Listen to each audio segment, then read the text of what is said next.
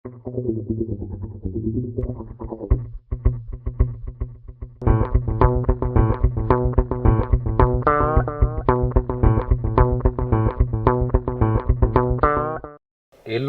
உறங்கப் போகும்போது விழிக்கிற அல்லது எல்லோரும் விழிக்கும் போது உறங்கப் போகிற இரவுகளின் காதல்களில் நானும் ஒருவன்.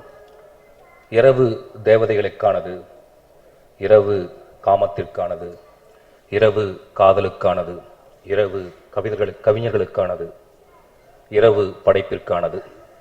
அந்த இரவை கொண்டாடுகிற ஒரே ஒரு நகரம் தமிழ்நாட்டில் மதுரை.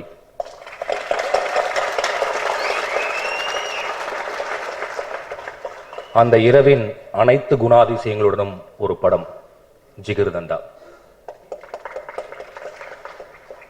மதுரையின் மற்றும் ஒரு அடையாளம் ஜிகிர்தண்டா. கடல் பாசிகளின் குளுமையினாலும் பசும்பாலின் சூட்டினாலும் வெம்மையும் குளுமையும் கலந்த ஒரு பானம், நிலவையும் சூரியனையும் சேர்த்து செய்த மாதிரி ஒரு பானம் தான் ஜிகிர்தண்டா. இந்த படத்தில் அது இரண்டும் இருந்தது போல் எனக்கு தோன்றியது. கவிதையும் இருந்தது, கொடூரமும் இருந்தது, ரத்தமும் இருந்தது, நகைச்சுவையும் இருந்தது. ஜிகிர்தண்டா மதுரையை சுத்திய கழுதையான எனக்கு மிகவும் பிடிக்கும். அதுவும் கார்த்திக் சுப்புராஜின் ஜிகிர்தண்டா. பிசாவுக்கு பிறகு கார்த்திக் சுப்புராஜின் ஜிகிர்தண்டா. எனக்கு கார்த்திகை ரொம்ப பிடிக்கும். ஏன்னா இப்போதுமே இப்போ எல்லாம் ஒரு படம் வந்தோன்னே இது எந்த படம், இந்த டிவிடி, அந்த டிவிடி, அந்த கொரியன் படம், இந்த ஜாப்பனீஸ் படம் அப்படின்னு ஒவ்வொரு படத்தையும் சொல்லிட்டு இருக்கப்ப ரொம்ப ஒரிஜினலாக எந்த படத்துலேருந்து எடுத்தாலும் கண்டுபிடிக்க முடியாத அளவுக்கு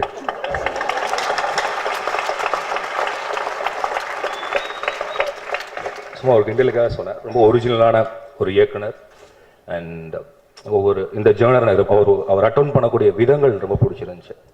அப்புறம் இப்போலாம் சமீபத்தில் திரையில் ரொம்ப அதிகமாக வசீகரிக்கக்கூடிய ஒரு நடிகர் வந்து சிம்மா. அவர் ரொம்ப கம்மியாக இருக்காருன்னு நினச்சிட்டே இருப்பேன். இந்த படத்தில் அந்த பயங்கரமான தாடியும் அந்த கரை பல்லும் சிம்மா தமிழ் சினிமாவில் ஒரு சிம்மாசனம் போற்றுவார் அப்படிங்கிற மாதிரி தோணுச்சு. சித்தார்த் கற்றல் தமிழ் வெளியானதற்கு பிறகு அந்த படத்தை அங்கீகரித்த, பாராட்டிய, அந்த படத்தை ஒரு டைரக்டர் எடுத்திருப்பான், அவனை கூப்பிட்டு கதை கேட்கலாம் அப்படின்னு நினைச்ச வெகு சொற்ப நடிகர்களில் ஒரே நடிகர் சித்தார்த். ஹைதராபாத் கூப்பிட்டு கதை கேட்டார். நான் ஒரு 4 கதை சொன்னால் எந்த கதை பண்ணுறோங்கிற ஐடியாவும் வரல. அப்போ ஒரு 2 லட்ச ரூபா கொடுத்து கதை ரெடி பண்ணுங்கன்னு சொன்னார். எந்த தயாரிப்பாளரும் தெரியாது, எப்போ படம் பண்ணுவோன்னு தெரியாது. இப்போ வரைக்கும் பண்ணல. அது 2 லட்ச ரூபாய் நான் திருப்பி கொடுக்கல. அண்ட் கற்றது தமிழுக்கு பிறகு இருந்த அந்த ஒரு பொருளாதார இடைவெளியை அந்த 2 லட்ச ரூபாய் நிரப்பியது என்பது நிஜம். அதற்கப்புறம் அவர் விடாமல் என்னை கூப்பிட்டு திரும்ப தங்க மீன்கள் முடிகிற தருவாயில் ஒரு படம் தொடங்குவோன்னு சொல்லி அளவுலலாம் போட்டு எல்லாமே நடந்ததுக்கப்புறம் இந்த தொடங்க போகிறதுக்கு முந்தின நாள் நைட் நான் வேணாம் அப்படின்னு சொல்லிட்டேன். ஏன்னா திமிரு, ஏன்னா அப்படி தான் நடக்கும். ஏன்னா நம்மளுக்கு ரொம்ப பிடிச்சவங்கள்ட்ட தான் நம்ம ரொம்ப உரிமை எடுத்துக்கோன்னு நினைக்கிறேன். பட் அதே இடத்துல வேற யாராவது இருந்தால் ஒரு வேளை சித்தார்த்தத்தில் நான் இருந்திருந்தேன், அதுக்கப்புறம் நான் பேசியிருக்க கூட மாட்டேன். ஆனால் சித்தார்த் என்னை முதல் சந்தித்த போது எப்படி பேசினாரோ அதுவரை அதே மாதிரி இப்போ வர பேசிட்டு இருக்கக்கூடிய என்னுடைய நண்பர், நல்ல மனிதர், நடிகர்னு உங்களுக்குலாம் தெரியும், உதவி இயக்குனர்னு உங்களுக்குலாம் தெரியும். அவருக்கு திரைக்கதை வரும்னு தெரியும், வசனம் வரும்னு தெரியும். ஆனால் அவருக்கு இசை வருங்கிறது எனக்கு தெரியும். அவருடைய ஒரு 8 பாடல்கள் என்கிட்ட இருக்கு. அவர் தரமாட்டார்னு நினைக்கிறேன். அவரை வச்சு நான் படம் எடுக்கணும் இல்லையோ அந்த 8 பாடல் எனக்கு வேணும் சித்தார்த்.